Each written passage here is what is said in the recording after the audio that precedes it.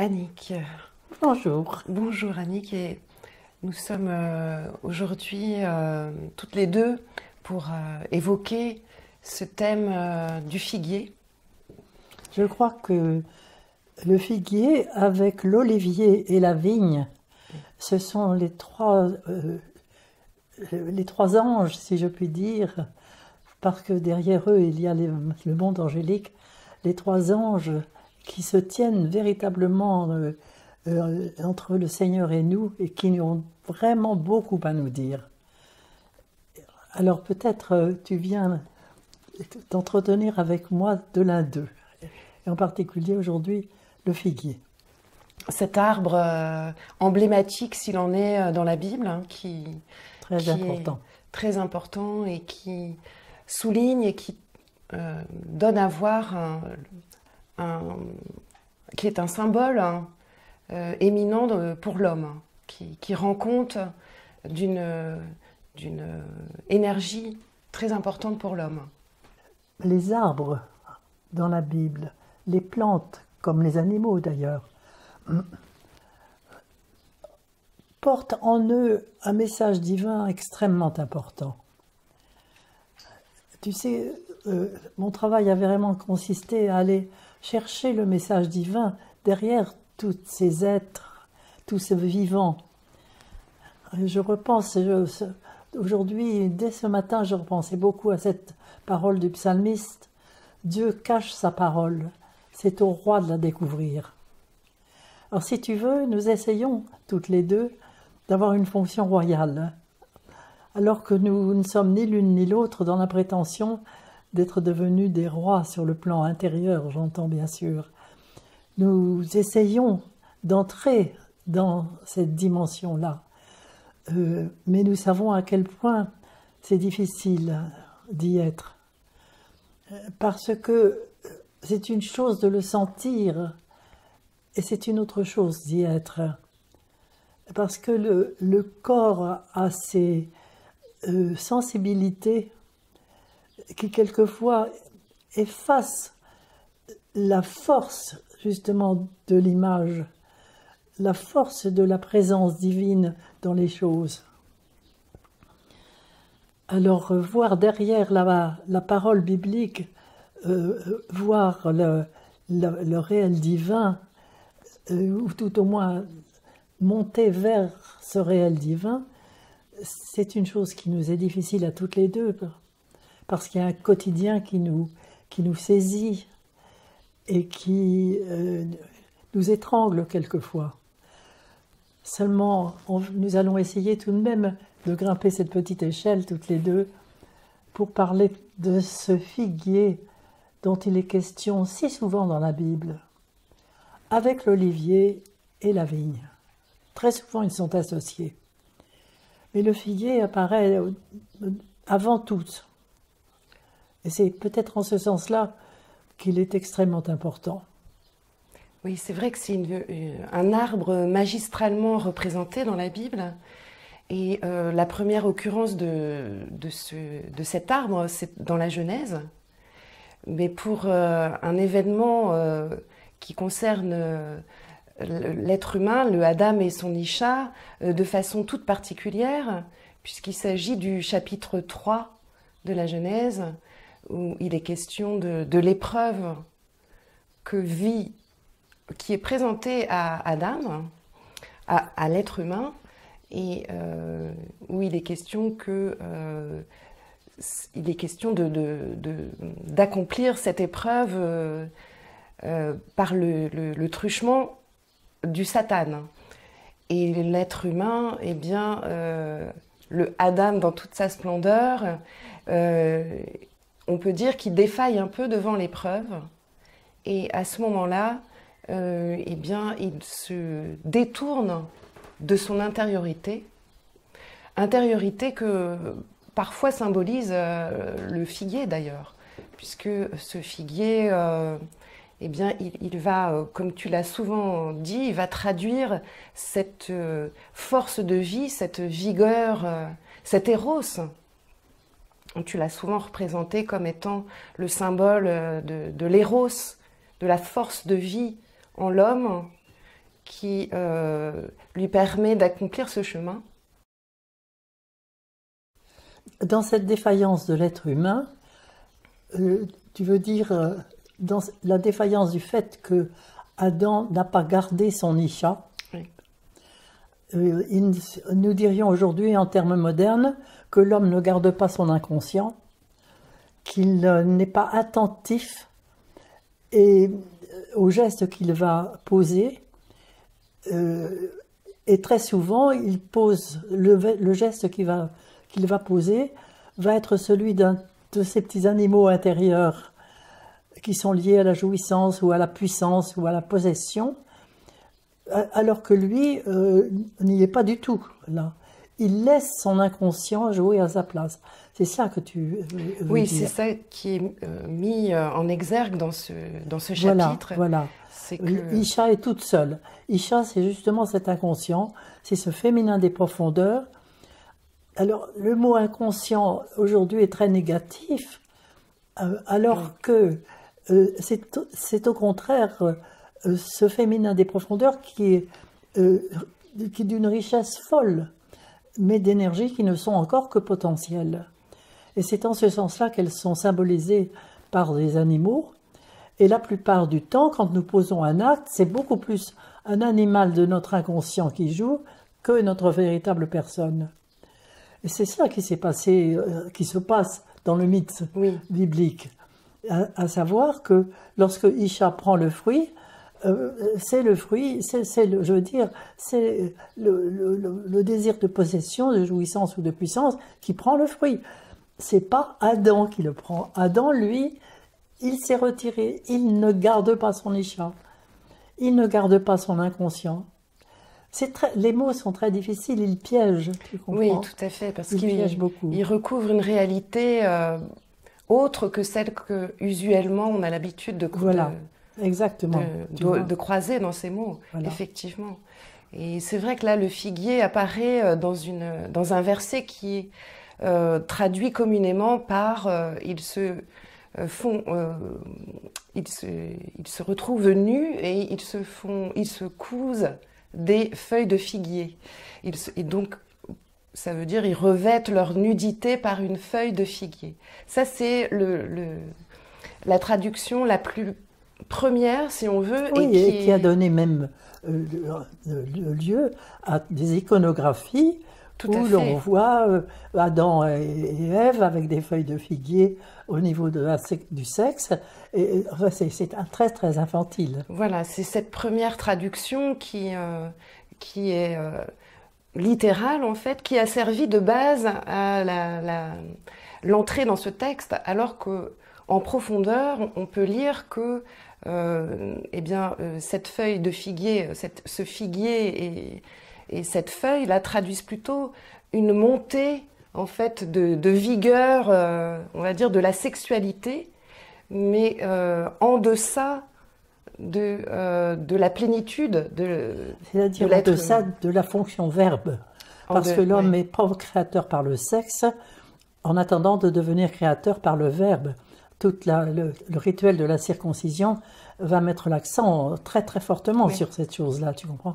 Donc c'est toute cette puissance créatrice, procréatrice d'abord, puis créatrice, qui est contenue dans cette force de l'olivier.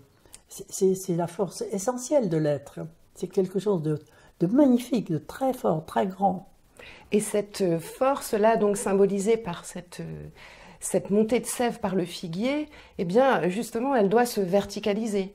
Elle doit se verticaliser. Elle est prévue si on compare l'homme à un arbre qu'il est, hein, puisque c'est aussi une image qui court dans toute la Bible. L'homme est un arbre. Et effectivement, dans les psaumes, un peu partout, il est dit. Et c'est vrai que cette épreuve-là que rencontre le Adam, eh bien, doit lui permettre d'exercer cette force pour qu'elle puisse jaillir à la verticale. C'est ça. Et là, bien effectivement, dans cet épisode du troisième chapitre, eh bien, la force symbolisée par cette montée là de sève s'écoule, ne se verticalise plus et s'écoule à l'horizontale. Ce qu'on pourrait traduire par cette force qui de psychique doit devenir spirituelle reste Voilà. à l'état psychique Voilà. et s'écoule en dommage, hein, puisque Alors c'est exprimé ça par l'image de un petit peu, ils se font des ceintures. oui, C'est-à-dire, voilà, c'est ça l'horizontalité, n'est-ce pas? Cette force-là, comme une sève qui commence de monter, une sève qui commence de monter, et au lieu que cette sève continue sa verticalisation, comme dans un arbre, elle crée des branches qui entourent l'arbre, mais qui restent à l'horizontale. Elle nourrit un arbre nain. Voilà, cette sève. Et c'est là où toute la sexualité se déverse dans tous les sens, mais ne devient pas cet élément créateur du verbe. oui, parce que tu parles effectivement de procréation comme étant une étape tout à fait belle Très belle. et très importante. De l'avoir niée d'ailleurs dans notre monde, eh bien, on voit aussi les ravages que ça a pu causer et que ça cause encore. Mais effectivement, cette étape doit... On l'a identifié au mal. Oui, Et voilà le drame, tu comprends? On l'a identifié au mal. Il ne faut pas oublier que le fruit de l'arbre qu'a pris Isha, c'est le fruit de l'arbre qu'on a appelé celui du bien et du mal. Or, il n'est pas celui du bien et du mal. C'est l'arbre de la connaissance de ce qui est accompli de nous et de ce qui reste à accomplir, c'est-à-dire un potentiel fantastique qui nous habite et que nous avons à réaliser. Donc nous avons tout un travail, c'est ce travail de réalisation qui va faire la verticalisation de l'être. Alors, évidemment, quand on traduit par le bien et le mal, on reste complètement dans une logique binaire qui nous écrase et qui fait qu'on ne peut plus avancer. oui, oui. Et cette logique binaire qui ne rend pas compte eh bien de cet éros en nous. Tu as souvent, tu as ramassé toutes ces étapes qu'on dit de l'amour, hein, que le monde grec a bien statué, où il y a plusieurs étapes de l'amour, et tu as ramassé ça en un seul mot, un seul l'éros. mot, qui est magnifique. Hein, L'éros. donc cette force érotique qui court à tous les étages de l'être. Exactement. Et qui est vraiment aussi, qui rejoint le symbole de l'échelle aussi, toute cette échelle qui nous habite, hein, qui est au cœur de nous. Hein, ce n'est pas une échelle extérieure à l'être humain qu'il aurait à gravir, mais c'est une échelle qui rend compte de tout cet espace intérieur en nous et qui va aussi évidemment représenter eh bien, cette course de l'esprit, souvent symbolisée par l'image de l'arc. L'arc et sa flèche qui est tirée, eh bien ça va rendre compte vraiment de ce chemin-là vertical de l'être humain, de ce chemin d'accomplissement. Toutes ces images-là sont très justes. Oui. Mais quand tu parles de l'échelle, tu ne peux pas la séparer des mondes angéliques, justement, qui la gravissent. Et en fait, c'est toute la conquête des mondes angéliques. Oui, tu vois. complètement. Et nous ne pouvons absolument pas faire l'économie de cette conquête. En fait, devenir les dieux auxquels nous sommes appelés à devenir, c'est traverser tous ces mondes angéliques, traverser l'imaginal, pour reprendre l'expression d'Henri Corbin, tu vois. Oui, oui. C'est vraiment, c'est tout le travail de notre vie. On ne l'a pas commencé. Parce que jusqu'à présent, les sciences religieuses nous ont laissé dans un appel à une perfection morale à l'horizontale. Et dans cette perfection morale, l'érotisme était quelque chose de tout ce qu'il y a de plus douteux. Et la sexualité, le mal.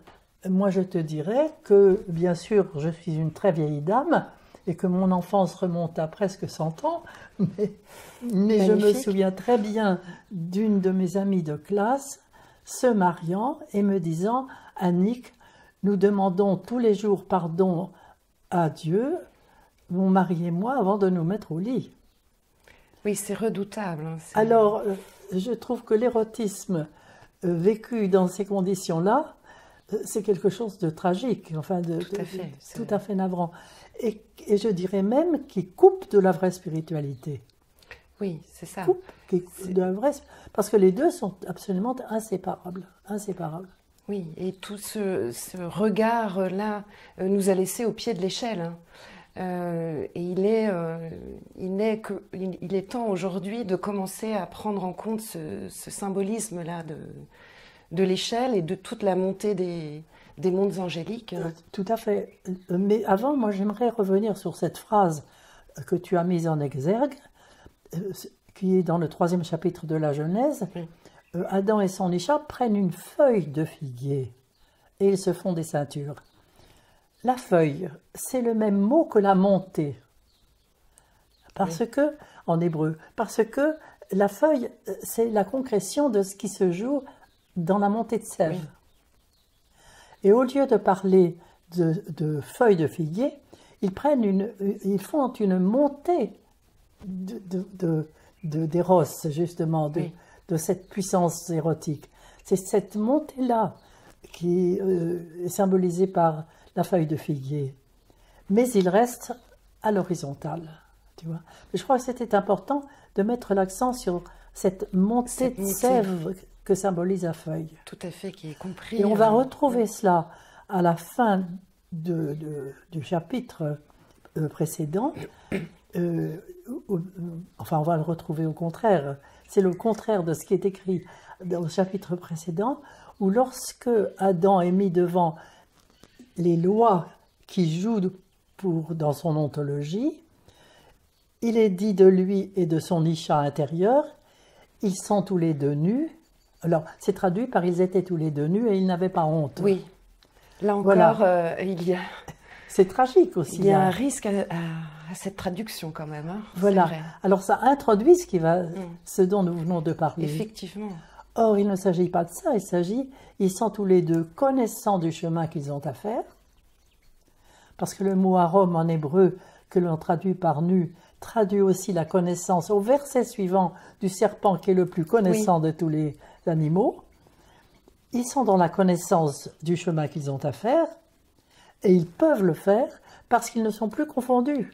Oui, c'est ça. La confusion et la honte, tu vois, c'est vite fait. Oui, justement de confondre, sans jeu de mots, ce mot. Voilà. Effectivement, il n'est pas question du tout de honte dans ce verset. Mais pas du tout, pas du tout. Et on voit encore une fois... Ils ne sont plus confondus.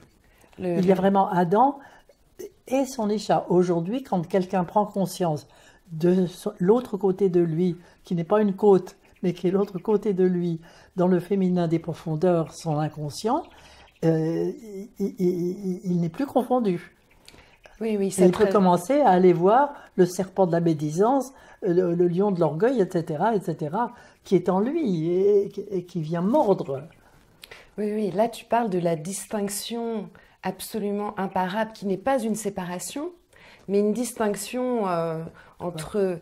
en termes modernes, le conscient et l'inconscient, mais pour justement commencer toute la synergie, la danse entre le conscient et l'inconscient. Exactement. Sans cette distinction dont il est vraiment question à la fin de ce chapitre 2, hein, le verset 25 donc, que tu viens d'évoquer, traduit vraiment cette distinction qui permet de faire le chemin et qui permet, effectivement, le chemin ne peut pas se faire sans épreuve, qui les prépare, cette distinction les prépare, je dis les, c'est-à-dire c'est le pôle mâle et le pôle féminin en chacun de nous, qui distingués nous prépare à pouvoir traverser l'épreuve. Et effectivement, sans cette distinction, voilà. Eh bien, on arrive justement à cette confusion. Enfin, on reste dans la confusion. On reste dans la confusion. On reste dans la confusion. Et là, dans le 3e chapitre de la Genèse, il retourne dans la confusion. Oui.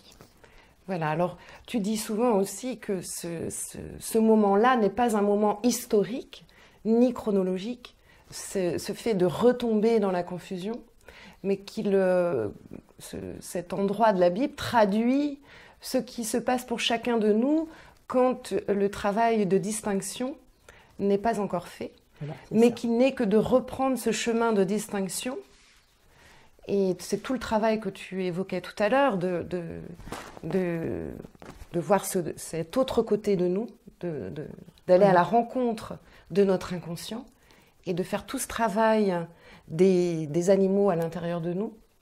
Et là, effectivement, s'opère au fur et à mesure cette distinction qui va permettre l'union. C'est ça, mais tu vois, à l'heure actuelle, les sciences humaines ont fait un grand progrès du fait qu'elles ont découvert l'inconscient. À partir de la fin du 19e siècle, tout ça s'est ouvert.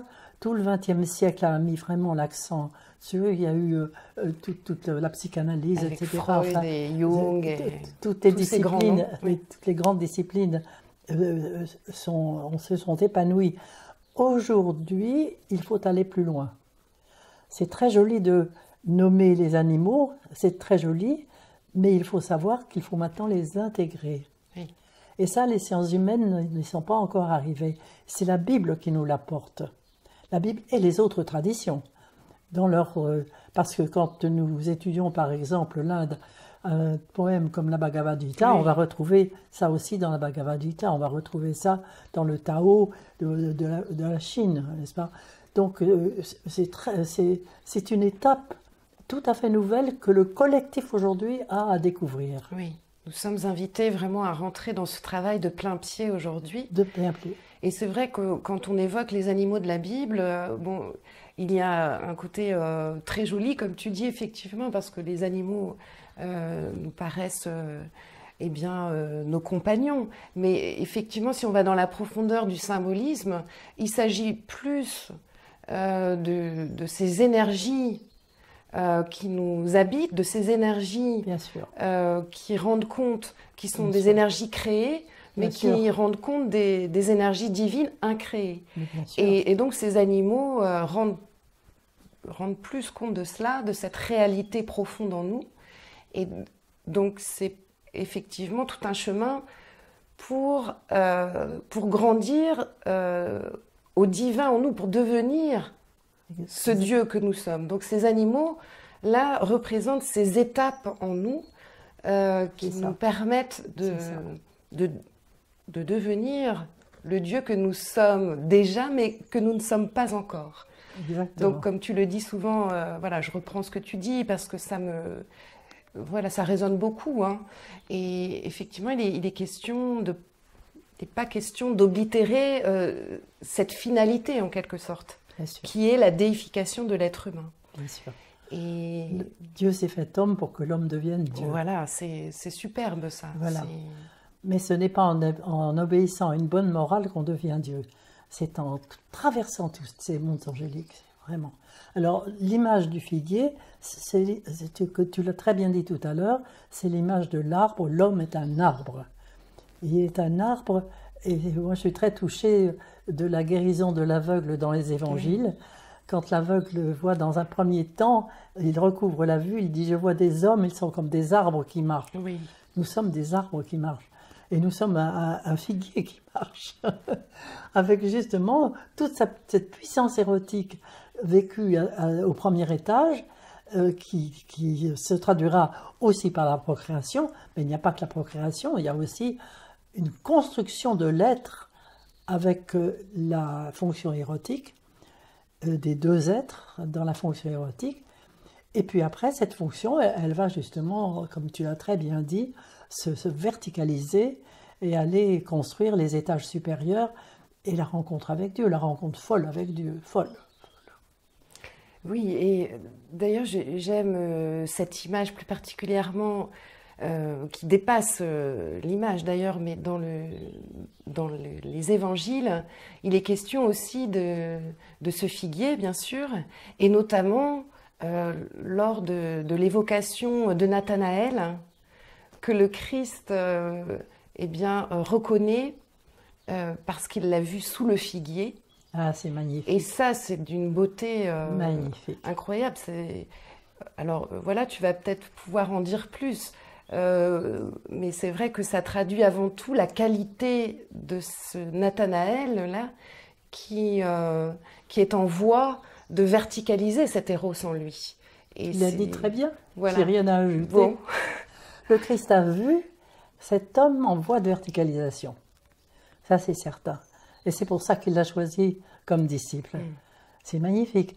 Ce qui veut dire que le figuier symbolise vraiment profondément toute cette puissance de l'éros, toute cette puissance créatrice et procréatrice et créatrice. C'est vraiment confirmé là par le Christ lui-même. Oui, oui, et puis dans cette fin de chapitre, c'est le chapitre 1 où il est question de Nathanaël. En fin de ce chapitre, eh bien, le Christ dit que Nathanaël et chacun de nous verra plus de choses encore, à savoir que ce Fils de l'homme sera parcouru des anges qui montent et qui descendent sur cette échelle. Ça, c'est dans la fin de ce chapitre. Et c'est pour ça que je vois vraiment, on peut voir que le figuier, que cette force de l'éros dont tu parles et que cette échelle sont très reliés dans ce symbolisme. Tout à fait. Et que le figuier, tu vas me dire ce que tu en penses, mais qu'il puisse traduire aussi toute cette croissance du Fils de l'homme en nous. Au final, c'est ce qu'il va évoquer. Le cœur de son symbolisme, c'est peut-être cela. Oui, tu fais bien la distinction, et je crois qu'il faut tout de même l'expliquer un peu, entre le Fils de la femme et le Fils de l'homme. Le Christ dit de Jean-Baptiste qu'il est le plus grand parmi les fils de la femme, oui. Et lui se nomme toujours Fils de l'homme. Donc, faisons la distinction. Le Fils de la femme, c'est nous tous en tant que les enfants de nos parents. Je dirais presque que nos parents biologiques sont comme des parents adoptifs. Parce que les vrais parents, c'est les parents divins. Oui, j'aime beaucoup quand tu dis ça d'ailleurs. Mais oui. Je me permets de le dire parce que dans un mythe comme celui d'Édipe, c'est évident que son père, Laïoche, c'est vraiment le père divin diabolique, oui. Qui a voulu le tuer. Et quand il est confié par des bergers au roi et à la reine de Corinthe, qui vont l'adopter, c'est évident que le roi et la reine de Corinthe sont ses parents biologiques. Oui, oui, oui. Tu vois ? Donc, et qui sont appelés dans le mythe adoptifs. Et j'aime beaucoup ce mythe pour beaucoup de raisons, mais en particulier pour celui-là, parce que je pense que nos parents biologiques sont vraiment nos parents adoptifs, que notre vraie filiation est divine. Oui, oui. Ça me semble extrêmement important. Oui. Alors c'est dans cette optique-là que, en tant qu'enfants de nos parents biologiques, nous sommes tous fils de la femme. Le Fils de l'homme, c'est celui qui naît justement de ce noyau fondateur divin en nous, et qui va enfin éclore et qui va donner cet arbre de la connaissance. Et en fait, le fruit de l'arbre de la connaissance, c'est vraiment ce Dieu que nous devons devenir. Oui. C'est le Fils de l'homme. Oui, tout à fait. C'est le Fils de l'homme, tu vois. Et c'est cela, pour revenir à Nathanaël, que le Christ vraiment a vu derrière cet homme sous le figuier. Oui, oui. Annick, on retrouve le figuier également dans un passage de Matthieu où il nous est dit que le Christ, quittant la ville, a faim et il voit un figuier sur le chemin. Il s'approche de lui pour en prendre un fruit et ce figuier le découvre sans fruit.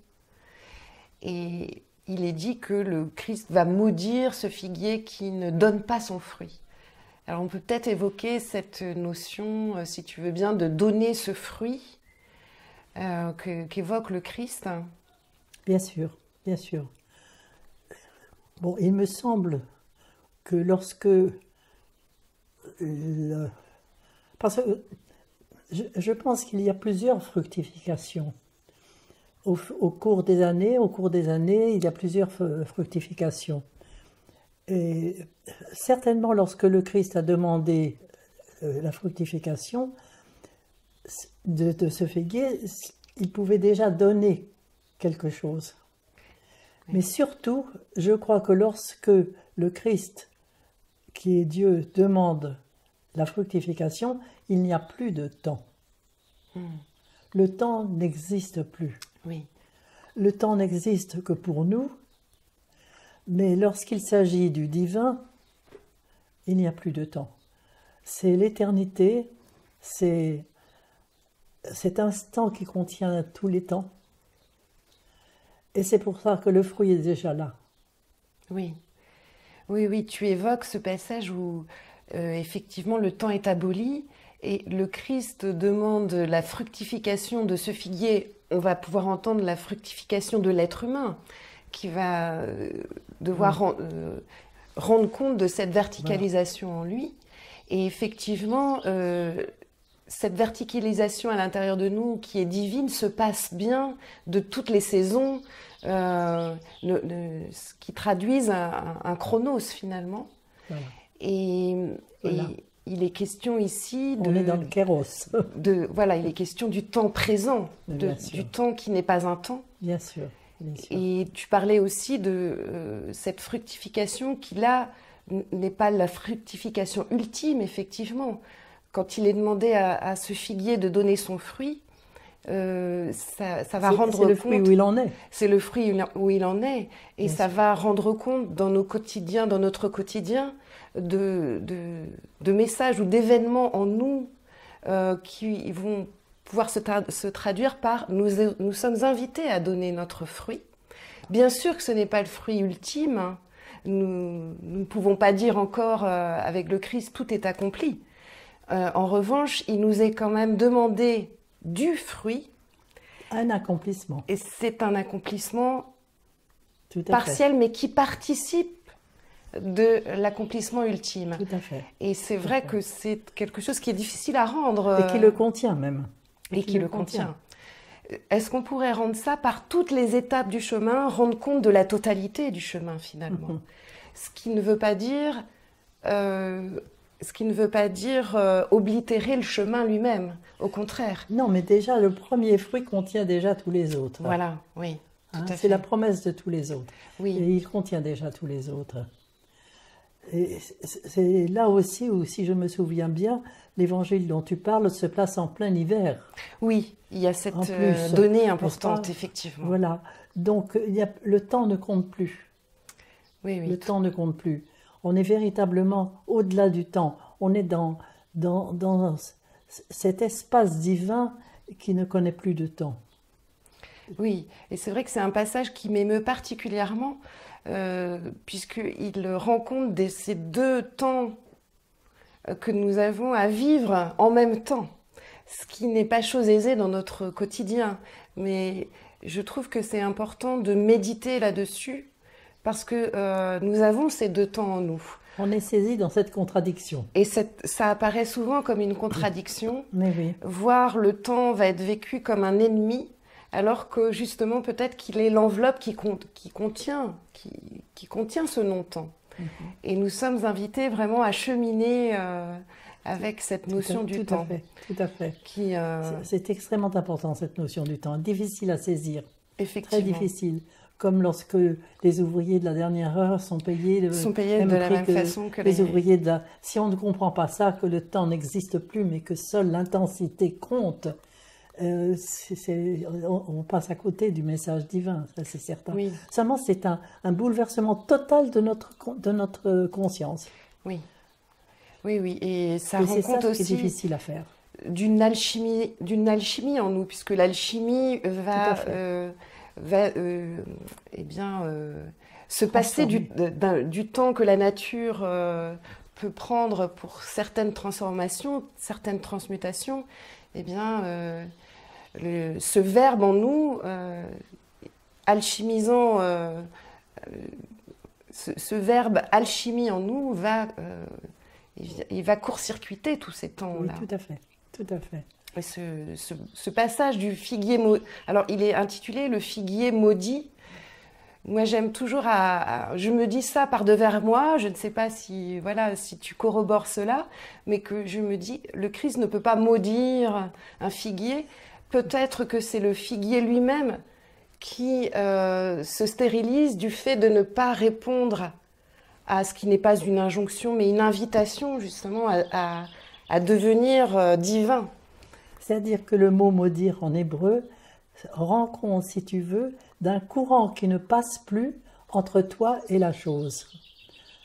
Mais c'est une constatation, ça ne vient pas d'un Dieu qui apporte un sort Oui, une punition sur la personne, ouais. Loin de là. Mais il constate qu'il n'y a plus le véritable dialogue entre la personne et la chose.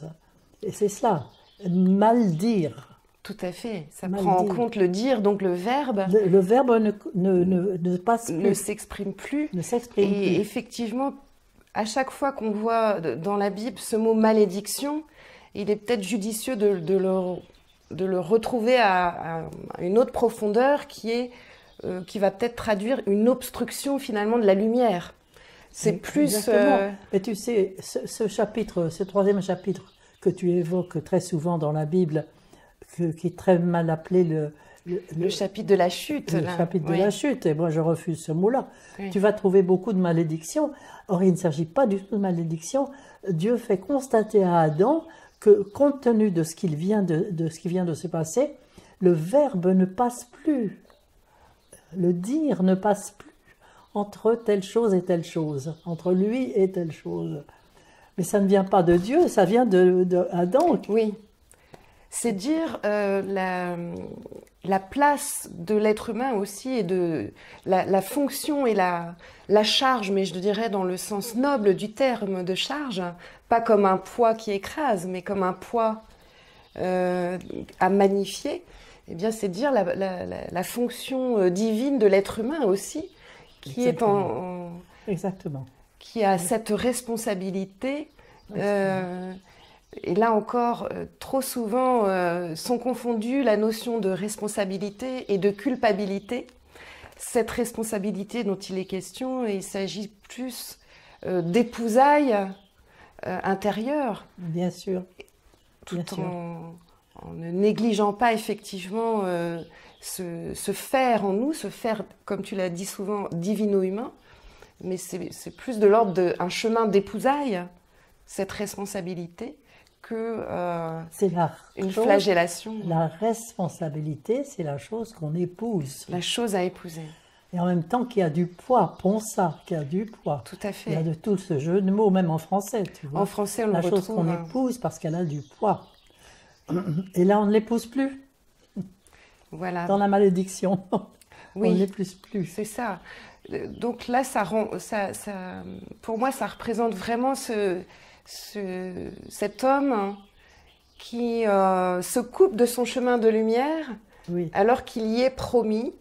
Et c'est peut-être quelque chose que nous sommes invités aujourd'hui à reprendre en compte, à reprendre en main, c'est-à-dire reprendre ce chemin. Bien sûr. Bien sûr. Seulement, c'est justement ça qui est extrêmement difficile parce que ça demande un retournement tellement total de l'être pour être vraiment en communication avec le monde divin et s'en remettre à lui, que ça implique des désécurisations dans le monde qui sont quelquefois extrêmement difficiles à vivre, tu comprends.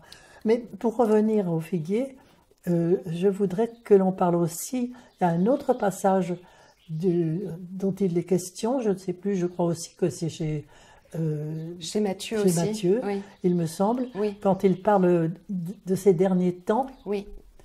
et il donne cette comparaison du figuier, disant de même que lorsque l'été approche, vous voyez que le figuier va donner son fruit, de même, lorsque vous verrez l'abomination de la désolation, vous saurez que le Fils de l'homme est proche. Que le Fils de l'homme est proche, qui est le fruit, justement. Donc le fruit, là, de l'arbre du figuier, est nettement identifié au Fils de l'homme. Oui. Donc le fruit de cet éros humano-divin. De ce fruit que l'homme est invité à devenir. Exactement. Dont il est d'ailleurs programmé, finalement. Totalement programmé. Un programme tout à fait, qui est inscrit dans son cœur. Qui est inscrit en lui. Oui. Et c'est vrai, quand tu évoques ce passage, moi je l'avais intitulé ce passage « L'enseignement du figuier ». parce que ça m'enseignait beaucoup sur ces destructions que le collectif connaît aujourd'hui, que chacun dans sa personne peut connaître, et qu'aujourd'hui, plus que jamais, le collectif connaît cette destruction. Oui. Je la rapproche de ce qui est dit dans ce passage, hein, de ce verset, où il est question, comme tu dis, de l'abomination, de la désolation. À partir de ce moment où on la verra, alors le Fils de l'homme est proche. Et aujourd'hui, j'ai l'impression que c'est plus patent que jamais, c'est plus aigu que jamais. Et peut-être qu'il est question de voir ces destructions qui sont en elles-mêmes quelque chose de terrifiant, hein. Il ne s'agit pas de les appeler de nos voeux, mais en revanche, ça peut être le signe aussi qu'il est plus qu'urgent de faire grandir ce Fils de l'homme à l'intérieur de nous, et qu'il n'est peut-être pas question d'avoir si peur de ces destructions jusqu'à en être écrasé, alors que ça devrait nous porter à justement vraiment nous retourner vers notre intériorité et faire grandir ce Fils de l'homme. Écoute, je répondrai à ça. C'est une question essentielle que tu poses. Et j'aimerais y répondre par deux aspects. Le premier aspect, c'est que on a complètement tué en l'homme la notion du divin. On élève nos enfants, l'école n'a plus le droit de parler du tout de cette dimension du divin. Or, cette dimension est inscrite en lui. Donc, il y a comme une réclamation inconsciente en l'homme aujourd'hui, toute une violence qui est en train de sortir de l'homme, que l'on analyse à un très premier niveau, c'est parce qu'il manque de ceci, parce qu'il n'a pas de quoi acheter, parce que l'essence est trop chère, parce que... Avant tout, c'est parce qu'il y a quelque chose en eux qui est en train de monter, qui ne trouve plus d'expression et qui se traduit par de la violence. Ça, c'est un aspect des choses. Et tu vois dans tous les pays aujourd'hui, la violence qui déferle. Partout. Oui. Et l'autre aspect des choses, c'est que notre intelligence s'est développée au détriment justement de cette croissance du Fils de l'homme. Et l'intelligence de l'homme est prodigieuse. Et l'intelligence de l'homme est arrivée aujourd'hui à toute cette technologie effarante, incroyable. Et là, je vais reprendre ce qui est dit justement dans ce 3e chapitre de la Genèse. Voici, l'homme est devenu capable de la connaissance, oui. Empêchons-le maintenant de prendre aussi de l'arbre de vie, de peur qu'il ne vive continuellement dans les temps. Donc qu'il ne puisse jamais faire ce retournement. Et nous sommes à ce moment-là. Parce que nous sommes arrivés à l'information totale. Par Internet, nous pouvons avoir l'information totale, indéfinie. C'est le fruit de l'arbre de la connaissance, mais acquise par la voie de la technologie.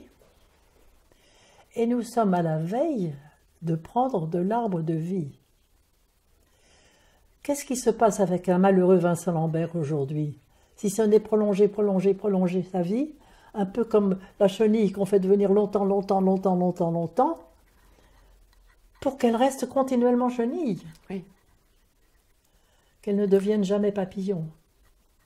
C'est la même image. Oui, c'est vrai. Tu vois? Et c'est quelque chose de tragique. Mais, je crois que l'homme, avec cette intelligence artificielle aujourd'hui, est tout proche d'arriver à ce qu'on arrive à vivre indéfiniment. Et c'est ça l'arbre de vie. Et nous allons être empêchés de cela. Nous sommes à la veille d'un grand bouleversement, d'une immense mutation. Et c'est cela qui est dit dans...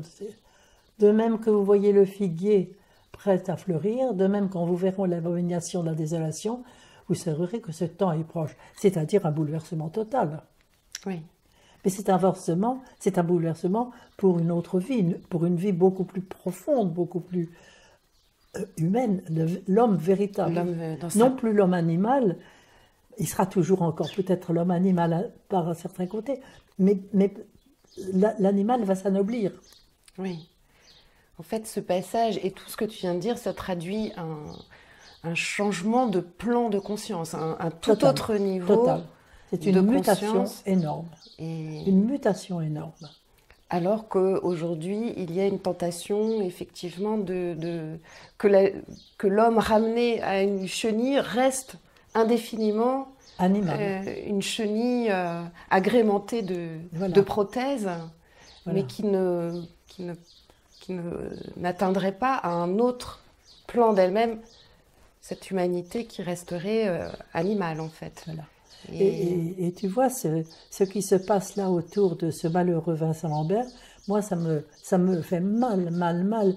Non pas que je juge les gens, parce qu'ils n'ont pas été informés de tout cela, et que c'est les sentiments animaux, mais psychiques qui jouent, mais qui sont très, très respectables, mais qui font qu'ils sont tous morts.